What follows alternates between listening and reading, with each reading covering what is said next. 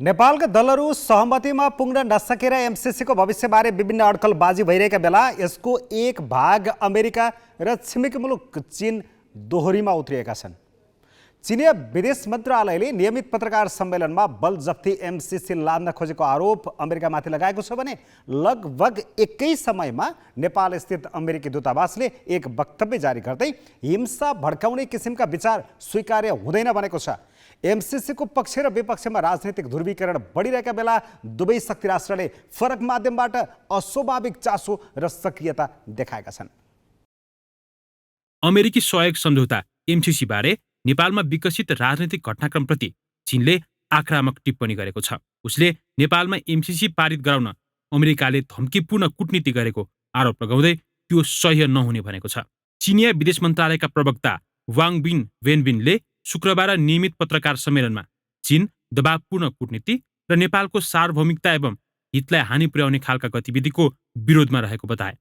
अघिल्लो साता अमेरिकी सहायक विदेश मन्त्री डोनाल्ड लूले नेपालका प्रधानमन्त्री लगायत प्रमुख दलका शीर्ष नेतालाई फोन गरेर एमसिसी पारित गर्न दबाब दिएको पृष्ठभूमिमा चीनको यो औपचारिक प्रतिक्रिया आएको हो।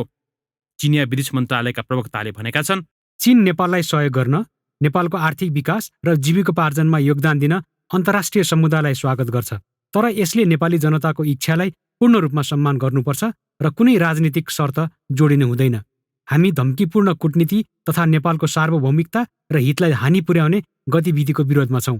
नेपालको छिमेकी मित्र र विकास साझेदार भएको नाताले नेपाली जनताले आफ्नो विकासको बाटो रोज्न चीनको समर्थन छ र नेपाली पक्षलाई राष्ट्रिय हित अनुरूप एवं जनताको इच्छालाई प्रतिबिम्बित गर्ने आर्थिक र सामाजिक विकासमा निरन्तर सहयोग रहनेछ। ठिक यही समयमा अमेरिकाले एमसिसीको विषयलाई लिएर नेपालमा जारी विवाद र विरोध प्रदर्शनप्रति आपत्ति जनाएको छ। नेपालका लागि अमेरिकी राजदूत र्यान्डी जे पेरीले शुक्रबार ट्विटर र फेसबुकमा विरोधका नाममा हिंसा भड्काउने किसिमका विचारहरू स्वीकार्य नहुने टिप्पणी गरेका छन्। उनको भनाइ छ, हामी वाक स्वतन्त्रता र तथ्यमा आधारित खुला बहसको बलियो समर्थक हौं। आफ्नो विचार व्यक्त गर्न पाउनु लोकतन्त्रको अन्तर्निहित विषयवस्तु हो र सबैलाई आफ्नो धारणा शान्तिपूर्वक राख्न छुट हुनुपर्छ। तर हिंसा या हिंसा भड्काउने किसिमका विचारहरू स्वीकार्य हुँदैनन्। एमसिसीलाई लिएर राजनीतिक दलहरू ध्रुवीकृत भइरहेका बेला अमेरिका र चीन यसरी वक्तव्यबाजीमा उत्रनुले शक्ति राष्ट्रहरूको रणनीतिक स्वार्थको टक्राव देखिने गरी बाहिर आएको छ। यसले एमसिसी मुद्दा सल्टाउन नेपालका लागि झनै फलामको चिउरा बन्ने जोखिम बढेको छ।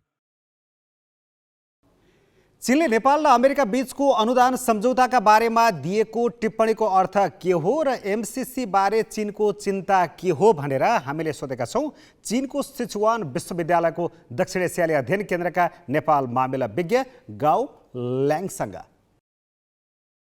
So I think the messages the Chinese spokesperson want to deliver is चीनिया प्रवक्ताले दिन खोजेको सन्देश वास्तवमा साधारण र स्पष्ट छ। उनले एमसिसीको मुद्दामा अमेरिकाले के गरिरहेको छ भन्ने सन्दर्भमा धम्कीपूर्ण कूटनीति प्रयोग गरेका छन्। उनले यो पनि भनेका छन् कि कुनै पनि विकास सहयोग राजनीतिक शर्तसहित आउनुहुन्न भनेका छन्। साथै उनीहरूले जनताको इच्छालाई सम्मान गर्नुपर्ने हुन्छ। त्यसैले मलाई लाग्छ यसले एमसिसी बारे चीनिया सरकारको आधिकारिक धारणाको प्रतिनिधित्व गर्छ। हामीलाई थाहा छ एमसिसी विरुद्ध भइरहेका विरोध प्रदर्शनहरू चीनले गराएको भन्ने भ्रामक सूचना प्रवाहित भइरहेको छ। तर यसबारे आफ्नो विचार राख्न चीन अत्यन्तै संयम छ। आज प्रवक्ताले गरेको टिप्पणीले के देखाउँछ भने यो अब एकदम स्पष्ट छ त्यस्तो सहयोग गर्ने अन्तर्राष्ट्रिय समुदायको कदमको चीनले स्वागत गर्छ। तर एउटा शर्त के छ भने नेपाली जनताले कुन सहयोग स्वीकार गर्न चाहन्छन् भन्ने कुरा निर्णय उनीहरूले नै गर्ने हो। उनीहरूलाई ठूलो देशले दबाब दिनु हुँदैन। There has been a lot of disinformation in Nepal medias. नेपालमा एमसिसीको विषयमा चीन यसको विरुद्धमा रहेको र सबै विरोध प्रदर्शन कार्यक्रमको पछाडि चीनको हात रहेको भन्दै नेपालमा सामाजिक सञ्जालमा मिडियामा धेरै भ्रामक समाचारहरू आएका छन्। तर वास्तवमा चिनिया सरकार यस मुद्दामा धेरै संयम छ। चिनिया प्रवक्ताको भनाइलाई हेर्ने हो भने चिनिया अधिकारीको आधिकारिक प्रतिनिधित्व एकदमै सरल छ, किनभने हामी सबै अन्तर्राष्ट्रिय समुदायका सदस्यहरूलाई सहयोग र नेपालको विकासमा योगदान पुर्याउन स्वागत गर्दछौँ। वास्तवमा नेपालका लागि चीन प्रमुख दाता हो। चीनले नेपाललाई विभिन्न स्वरूपमा सहयोग गर्दै आएको छ। सन् 2015 को विनाशकारी भूकम्पपछि पनि र कोभिड महामारीको समयमा पनि चीनले नेपाललाई सहयोग गरेको छ। चिनिया सरकारले राजनीतिक शर्त कहिल्यै राख्दैन र हामी कुनै पनि देशलाई चिनिया सरकारको सहयोग लिन बाध्य पनि पार्दैनौँ। एमसिसी सम्झौता अनुमोदनका लागि अमेरिकाले निरन्तर दबाब दिइरहेका बेला चीनले पनि चासो बढाएको छ। घरेलु राजनीतिक माहौल बिगारिरहेको एमसिसीलाई लिएर बढेको चीन र अमेरिकी द्वन्द्वले नेपाललाई कस्तो असर गर्न सक्छ, यस विषयमा कुरा गर्न यति बेला हाम्रो प्रत्यक्ष सम्पर्कमा हुनुहुन्छ त्रिभुवन विश्वविद्यालय अन्तर्राष्ट्रिय सम्बन्ध विभागका प्राध्यापक खड्ग केसी। केसीजी, यहाँलाई ग्यालेक्सी न्युजमा स्वागत छ। यहाँ घरेलु राजनीतिक माहौल बिगारिरहेको एमसिसीलाई लिएर चीनले देखाएको चासोलाई कसरी लिनुहुन्छ, कसरी हेर्नुभएको छ?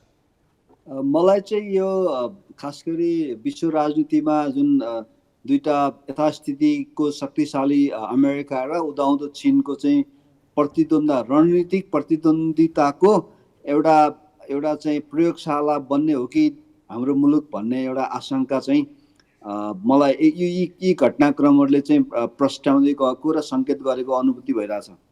अब त्यसो भने अमेरिका र चीनको टक्रावले हामीलाई कस्तो असर गर्न सक्छ र एमसिसी प्रकरणको अवतरण चाहिँ कसरी हुन सक्छ त? मलाई लाग्छ हामी इतिहासमा धेरै अप्ठ्यारो परिस्थितिमा यो मुलुकको राष्ट्रिय सुरक्षा, स्वाधीनता र अस्मिता जोगाएर यहाँसम्म आइपुगेको हो। तर समकालीन राजनीतिक नेतृत्व चाहिँ अत्यन्त अपारदर्शी, जवाफदेहीन भएको कारणले चाहिँ हामी आज यो परिस्थितिमा पुग्यौँ भन्ने मेरो विचारमा मलाई त्यस्तो लाग्छ। किनभने यसको असर चाहिँ निश्चित रूपमा पर्ने देखियो र एमसिसीमा सुरुमा जसरी एमसिसीलाई राजनीतिक नेतृत्वले एक हिसाबले चाहिँ आफ्नो ढङ्गले अपारदर्शी ढङ्गले चाहिँ डिल गर्दै गयो, त्यो चाहिँ एउटा हामीले पर्याप्त बहस गरेनौँ। एमसिसीका चाहिँ थुप्रै प्रावधानहरू चाहिँ अरू सम्झौताहरू जस्तै थियो होला, तर यसका पछाडि ठुलो रणनीतिक महत्त्व रहेछ भन्ने बिस्तारै यी घटनाक्रमहरूले अमेरिकाले दिन खोजेको दबाब, धम्की र त्यसको चाहिँ चीनबाट पनि अब अलिकति चीन चाहिँ प्रोएक्टिभ एग्रेसिभ रूपमा आउने चलन थिएन हाम्रोमा। यसरी अब चीन चाहिँ राइजिङ ग्लोबल पावर भएको हुनाले चीन पनि प्रष्ट रूपमा अगाडि आउन थाल्यो। त्यसले गर्दा यसका बासिटाहरू चाहिँ प्रशस्त रूपमा नेपालको राष्ट्रिय सुरक्षा, अन्तर्राष्ट्रिय सम्बन्ध, हाम्रा चाहिँ आगामी सामाजिक आर्थिक रूपान्तरणमा हाम्रो अन्तर्राष्ट्रिय इङ्गेजमेन्ट, सहभागिता, संलग्नतामा चाहिँ मलाई लाग्छ गम्भीर असर पर्ने, त्यसको चाहिँ प्रमुख जिम्मेवार चाहिँ हाम्रो राजनीतिक दलका नेताहरू हुन् भन्ने चाहिँ मेरो बुझाइमा लाग्छ। अब हाम्रो राजनीतिक नेतृत्वले यसलाई राम्रोसँग डिल गर्न सकेन, त्यो एउटा पाटो भयो। तर यहाँनिर छिमेकी मुलुक चीन यसरी मुखरित हुनु कति उचित, कति शोभनीय हुनुपर्ने थियो या थिएन? यसमा अनौठो किन लाग्दैन भने अमेरिकाले कुनै पनि चाहिँ एउटा विकास परियोजना यति धेरै दबावपूर्ण ढङ्गले चाहिँ तिमीहरूले लिनै पर्छ, नलिएदेखि तिमीहरूको र हाम्रो सम्बन्धमा गम्भीर असर पर्छ भनेर चाहिँ अमेरिकन त्यहाँको चाहिँ असिस्टेन्ट सेक्रेटरी अफ स्टेटले हिजो अस्ति नै बोल्नुभयो। आज पनि अमेरिकन एम्बेसडर काठमाडौँमा भएकोले चाहिँ उहाँले नेपालको डोमेस्टिकलाई मान्छेहरूको रेसिस्टेन्ट टु द स्टेट भनिन्छ, राज्यकै विरुद्धमा पनि विप्लव गर्न पाउने जनताको अधिकार होला। उनीहरूले चाहिँ कतिपय कुराहरू इन्फर्मेसनको ग्याप होला मान्छेहरूका बिचमा, तैपनि सडकमा मान्छेहरू आउनु भनेको चाहिँ हिंसाको सहारा लिन पाउँदैन भनेर एउटा फरेन डिप्लोमेटले चाहिँ काठमाडौँबाट विज्ञप्ति निकालिरहनु भएको छ। त्यसकारण एमर्जिङ ग्लोबल पावर जसले आफ्नो छिमेकमा यो खालको चाहिँ गेम भइरहेछ त्यसको नजरअन्दाज चीनले गर्न चाहेन होला। त्यसकारणले चाहिँ अमेरिकाको जसरी प्रस्तुति भइरहेछ त्यसको काउन्टर चाहिँ चीनले गरेको होला मेरो अनुमानमा। तर दुवै पक्षबाट यो हुने कुरा चाहिँ हाम्रो लागि असाध्यै मेरो विचारमा हाम्रो मुलुकको लागि चाहिँ कुनै पनि हिसाबले हितकर होइन र यसको प्रमुख जिम्मेवार मलाई चीन यसरी आयो। चीन रियाक्टिभ हो, अमेरिका प्रोएक्टिभ। अमेरिकाले चाहिँ स्ट्राटेजिकली प्रोएक्टिभ गेम खेलिरहेको छ भने चीन चाहिँ ग्लोबल एमर्जिङ ग्लोबल पावर भएको हुनाले आफ्नो नेबरहुडमा स्फियर अफ इन्फ्लुएन्स चाहिँ आफ्नो प्रभाव क्षेत्र अथवा आफ्नो यहाँको नजिकको महत्त्वपूर्ण विचार र समयको लागि धेरै धेरै धन्यवाद छ। उहाँ हुनुहुन्थ्यो त्रिभुवन विश्वविद्यालय अन्तर्गतको अन्तर्राष्ट्रिय सम्बन्ध विभागका प्राध्यापक खड्ग केसी।